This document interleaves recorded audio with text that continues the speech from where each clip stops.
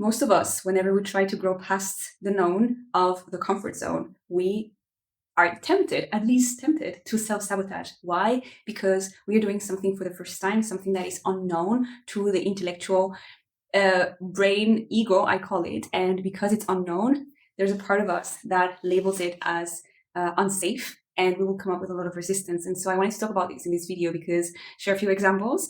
I am faced with my own resistance constantly because, of course, I'm always trying new things. I'm always hiring people to teach me things and coach me and things like that. And I have a lot of resistance all of the time, every single week.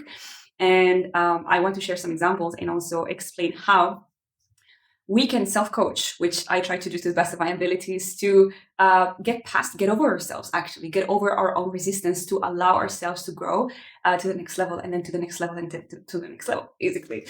So let's say that this is us with a comfort zone, right? And the ego, the mind, the kind of very rational part of our system knows, okay, great, like this is what I know how to do this, I know how to do that, etc. And whenever we try to do something out of that, out of the known, traveling to somewhere new, or hiring a coach that is really going to, show us our limiting beliefs and our limiting patterns, and, invite us to do things differently and, get to the next level, we might have the ego freaking out. I call these ego tantrums, and, being like, wait a second, we're not ready for that. Maybe I'm in another lifetime, etc. There's all these kind of narratives that can pop up. And it's really, really helpful to be able to, notice that within ourselves, to be able to have enough awareness to recognize our specific mechanisms, because it shows up differently in each one of us. So each one of us will have our own mechanisms of self-defense. Okay, like now the ego is going a little bit crazy here, and, having resistance. And the resistance comes up as limiting beliefs, or like, oh my God, this person is crazy, I'm not going to do this, or who does she think she is? Like, I don't agree with this. I know better. I'm not ready for that. Actually, I have a better idea. I'm going to go in the other direction, go do something else. And, this is all resistance. And the problem is that if we listen, if we buy into our own resistance, we stay where we are, and we are self-sabotaging. And so just to give a few examples, I have a fitness coach that I work with on a weekly basis. And I think almost every single workout session that I do with her, I'm like reconsidering my decision of having hired her. Every single workout, I'm like, oh my God, why did I agree to do this? Why am I paying for this level of pain with her? And like, what is this even? And even in my mind, I don't say these things, but in my mind, I get pissed, right? I get pissed about the discomfort, the level of discomfort that I'm putting myself through, right? Through the workout. It's like, there's massive resistance. And sometimes, I'm like, maybe I should consider doing another type of workout. And then I have to kind of like coach myself, like, no, like this is why you agreed to do this. Remember, you have these goals, you have these health goals, you want to reach this and this and this and that. And this is the way to do it. We have gone through it 1,000 times. So, one more workout, one more week, and slowly kind of like getting used to this, whatever is kind of like unknown, making it our new normal, right? So this is what I'm doing with the fitness coach. But same story earlier this week, I had a meeting with a health professional that is highly, highly, highly, highly qualified, has a 8-month waiting list. I waited more than 8 months to have this 2.5 hour, very sought after meeting, also very expensive. And it happened again, right? I was in the meeting and I was like, oh my God, I'm getting kind of like so much information all at once, and from somebody obviously highly, highly qualified. And I felt all of my resistance come up, like, oh my God, this is too much information, too fast. I have too many things to implement after this, too many things to work on. I was getting a bit overwhelmed, and I was feeling the resistance. I was being like, oh, and of course, I mean, those who know me know this about me. I don't have a poker face, so I cannot hide whatever I'm feeling. It's impossible for me to hide it. And so she noticed, and she reassured me, like, don't worry, I'm going to send you an action plan. It's going to be step by step. I can already sense what you're feeling, etc. She was feeling my resistance, and I was really like saturating.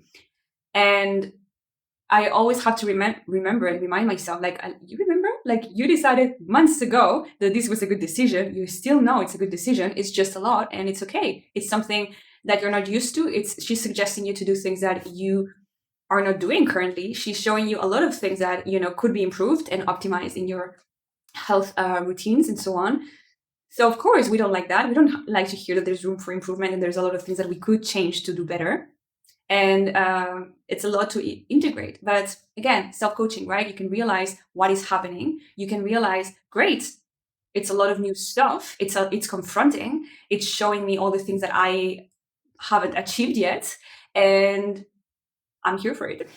At the end, hopefully the conclusion is that, right? Like, get over yourself, take a breather.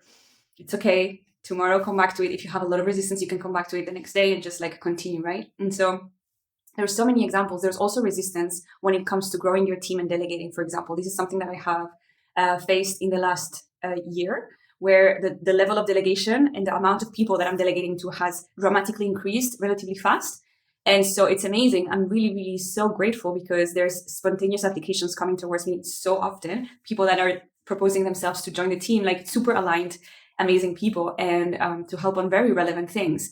So it's not like this kind of random impersonal LinkedIn reach out. No, it's actually people that some of them I already know, like we are a great match. It's just so beautiful. And of course they are a match with the team, right? But that means I'm delegating more. And so new things out of the comfort zone, growth zone. And I find myself, sometimes I catch myself right before sabotaging something, right? Where I'm like, no, I don't want to delegate this, or I don't want to do that, or I don't, like, Alix, I have to tell myself, remember, it was a good idea to delegate. It was a good idea to grow the team. It was a good idea to, hire this person. So now you do something that you're not used to, and you start delegating this part of the business as well, because, that's how we grow, right? So whenever something new out of the comfort zone is coming up that we know is great for our growth, we might have mechanisms, internal mechanisms, the ego having a tantrum, come up and freak out and be like, no, and like come up with all these excuses why it's better to do what we know, the patterns that we very well know, like the things that are comfortable to us, right? And it's so useful to catch this ASAP, this pattern and this self-sabotaging tendency to redirect ourselves toward our higher self. So it's always this dichotomy between ego versus higher self, and just like, what does my higher self want? What is my ideal version of my future? What is something future that is super exciting? And then realizing, great, probably it's a good thing that I do this thing outside of my comfort zone today, because if I don't do it today, when am I going to do it? And when are we getting to this ideal future, right? So I hope this was helpful. Some thoughts on self-sabotaging patterns, the ego having tantrums, the invitation to always keep a bigger picture in mind, the higher self, and also at accepting that, discomfort is very helpful sometimes, and resistance is normal, and training ourselves to move with resistance is also really, really helpful skill. Of course there's alignment, but I do plenty of things every day that are in alignment and with which I feel huge resistance. But if you listen to any successful person, they will tell you that has built, successful businesses and income streams. They will tell you, I have done a lot of things that are uncomfortable, that are not fun, that I had a lot of resistance against. And I just understood it was part of the bigger picture. There's a bigger picture, and I'm focused on that. It's kind of like delaying this gratification, right? It's not all about instant gratification. It's really like keeping that bigger picture and understanding, great, I'm in it for the long run, and I'm going to build resilience, and I'm going to build perseverance and mental strength. And these are skills that the more you train them, the more you can use them in many different places. And it's really, really useful. So I hope this was useful for you. I would love to know if you recognize yourself in any of these examples, if you recognize any type of resistance patterns that you are faced with on a daily basis or a weekly basis, if you have your own ways of your own things that you already know, like, this is my resistance pattern. I would love to know, and see you in the next video. Ciao.